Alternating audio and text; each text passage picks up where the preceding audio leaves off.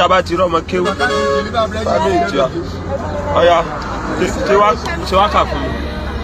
àmì ọlọ́run dáàkan gbàdúrà yín sójú ẹlẹ́gẹ̀ẹ́jì rẹ̀ rọwọ́ mọ́ ọlọ́mẹsẹ̀ yín làlálùmọ́lẹ̀ mà fi ìbànújẹ́ sọ̀rọ̀ ayé yín. àmì gbogbo ohun tó ti dára láyé yín tó tẹ́yìn lọ́rùn tẹ̀hún sọ pẹ́ sí wọ́n là dára bàbá làgbàdì kó má bàjẹ́ àmì àdára sí. àmì yàrá tí ibú ọba láàánú yàrá ọ̀sákú ọba dáhùn ṣe níbi ọba yín dé dàkún má padà káwọn alábòsí máa sọ pé sótán lẹ́nu sáyìn táyé máa yìn máa sọyìn dẹ̀ ní káyé gbọ̀nyìn. àmì ilé ayé kì í ṣẹlẹ̀ òkú àwọn ọmọ ádámà ló ṣàyè dógún lọ́pẹ́lọpẹ́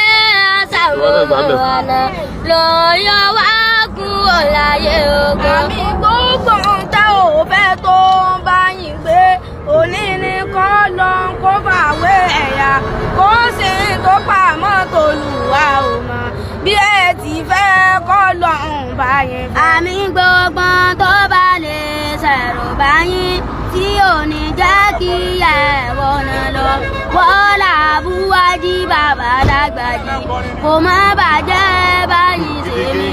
àmì ìbàdàn wo bá ṣẹlẹ̀ sọ mẹ́ẹ̀dá kan àwọn àgbà kan máa lọ lọ́run ló mú àwọn àgbà kan máa lọ lọ́run àdí àtọ̀lọ́run ló mú àtọ̀lọ́run àdí má fi kẹ́yìn má fi kẹ́bí.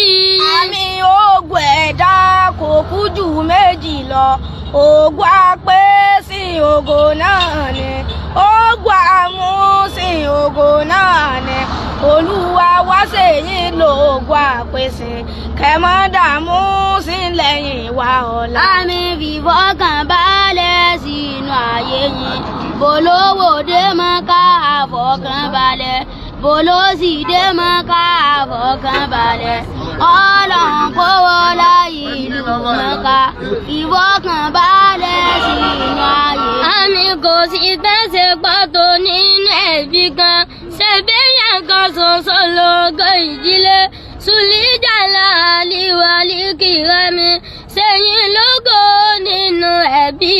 àmì àdídì sádálì àràbí àlìyàdàbí àlìmúdàbí àsìlájà tí bí sàjírátì wálé ìhùdúwá ní àríjànàbí àríbàdà mi sàrọ́ọ̀sì àì wàsákì sùnmù sáwùlì múdàbí wálé ìbàkú àlìbálì ìkọ̀ ikú tẹ́mú àwùkúlíkúlì àrábí wà índù ní tàmọ̀ sí rábí wà kúnlì mọ̀bílì àrábí ìsì tàṣálí àti àtọ̀wù kọjí ọjà kọ́nù àrígbé sálís aláṣọ́túlì kúrọ̀bí pàwárọ̀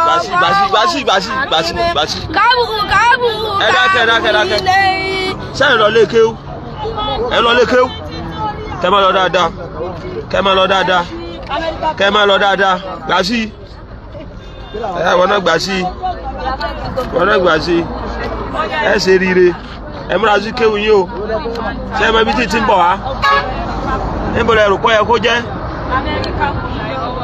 ìgbọ́ ìwọ ń kọ́ ìwọ ń kọ́ tọ̀yìn lọ́rin náà ni àmọ́ ìyá ọmọ kéwú àárẹ̀ lọ́mọ kéwú ní ẹ ṣe rire ẹ má kéwú yín o abẹ́ẹ̀ ní kéwú ẹ ṣe rire salamu alaikum.